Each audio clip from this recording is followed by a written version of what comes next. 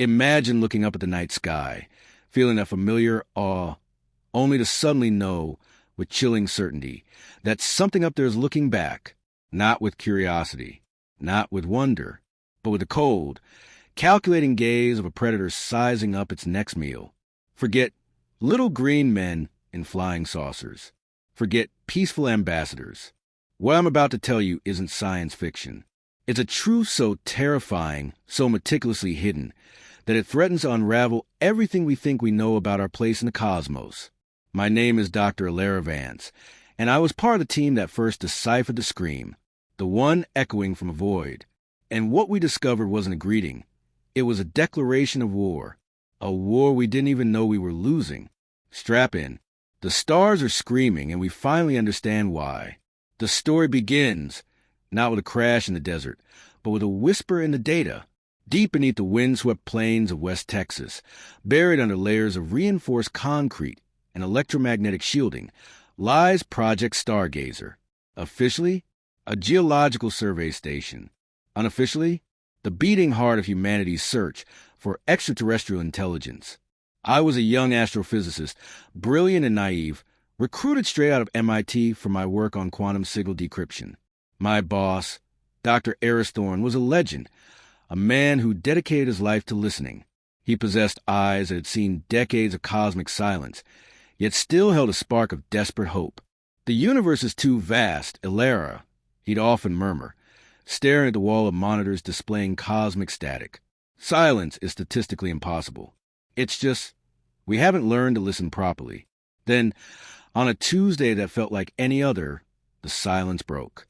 Not dramatically, not with flashing lights. Just a subtle shift in the background noise monitored by array Zeta 9, pointed towards a seemingly empty region near the Ophiuchus constellation. A rhythmic pulse, buried deep within the cosmic microwave background radiation. It wasn't a signal we were programmed to find. It was an anomaly within the noise itself, like a hidden watermark on the fabric of space.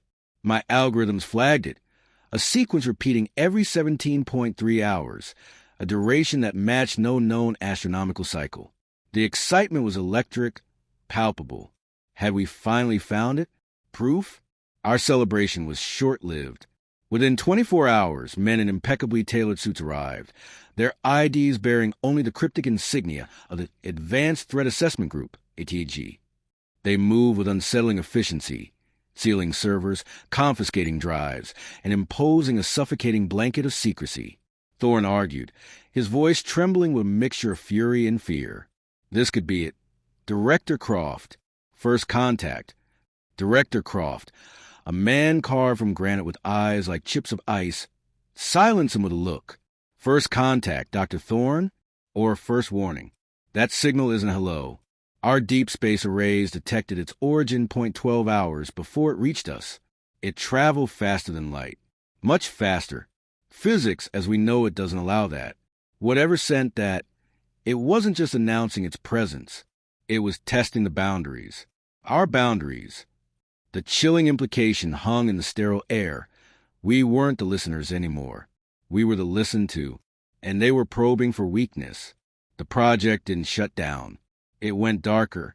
A tag took over, transforming Stargazer from a beacon of hope into a fortress of paranoia.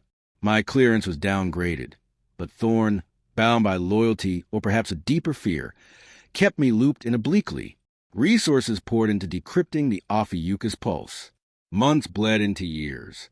The initial euphoria curdled into a tense, grinding routine under Croft's watchful, suspicious eye. Then came the Icarus incident. A deep space probe, launched decades prior and presumed lost, suddenly reactivated, not in the outer solar system where it was supposed to be, but drifting just beyond Neptune's orbit. Its transmissions were fragmented, nonsensical, except for one chillingly clear data packet, a perfect high-resolution image of Earth, time-stamped 3 days after the Ophiuchus Pulse was first detected. How? Icarus lacked the tech for real-time imaging at that distance. The probe was retrieved under maximum secrecy. What they found inside wasn't just malfunctioning circuits. Embedded within its core processor was a crystalline lattice structure, humming with faint energy, utterly alien. It wasn't hardware. It was something else. something that had rewritten the probe systems from the inside out. Analysis was a nightmare. The lattice defied conventional physics, emitting localized temporal distortions. One researcher aged 5 years overnight. Another experienced vivid hallucinations of a desolate, crimson world under twin suns. The official report labeled it spaceborne crystalline anomaly, origin unknown. But Thorne, pale and drawn, confided in me during a rare moment in the abandoned cafeteria. It's a scout, Elara. A seed. Send ahead. Studying. Waiting. And it learned everything Icarus knew. Everything we told it to look for. The Ophiuchus Pulse wasn't just a signal. It was a homing beacon, and the scout had arrived. We weren't preparing for contact. We were being meticulously mapped for an invasion. Paranoia became the oxygen we breathed. Trust evaporated. Croft saw spies everywhere, tightening security until facility felt like a tomb. That's when I met Ben. Ben wasn't his real name, of course. He was a ghost in the machine, a disgruntled former ATAG cryptanalyst turned whistleblower, communicating through dead drops on encrypted darknet forums. He reached out to me, drawn by my published and heavily redacted early work on quantum noise decryption. They're lying, Dr. Vance. His first message read, about the signal, about the probe, about everything. The Ophiuchus Pulse isn't one signal. It's billions. He sent fragments of data, corrupted but compelling, patterns within patterns, suggesting the pulse wasn't a simple broadcast, but compressed data stream of unimaginable complexity. A fractal message, revealing more detail the deeper you looked. Driven by a desperate need for truth, I began clandestine analysis using isolated systems, fueled by Ben's leaks and my own suppressed research. Nights blurred into days. The fractal layers unfolded, revealing not a declaration of war, but something infinitely stranger, more horrifying.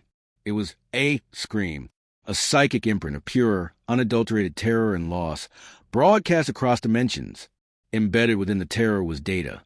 Star maps of unfamiliar constellations, biological schematics of creatures both beautiful and monstrous, and fragmented records of a cataclysm, a civilization, ancient and vast, fleeing an unstoppable force.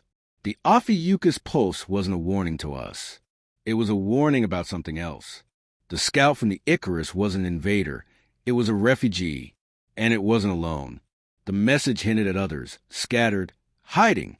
But the most terrifying revelation was the source of the cataclysm, an entity referred to only as a Devourer, described not as a fleet or an army, but as a fundamental force of entropy, consuming entire star systems, rewriting reality itself. The signal we decoded? It was a dying gasp of galaxy, broadcast as a warning. And Earth, with its burgeoning radio signals and burgeoning space presence, had just lit a beacon announcing, life here, fresh meat,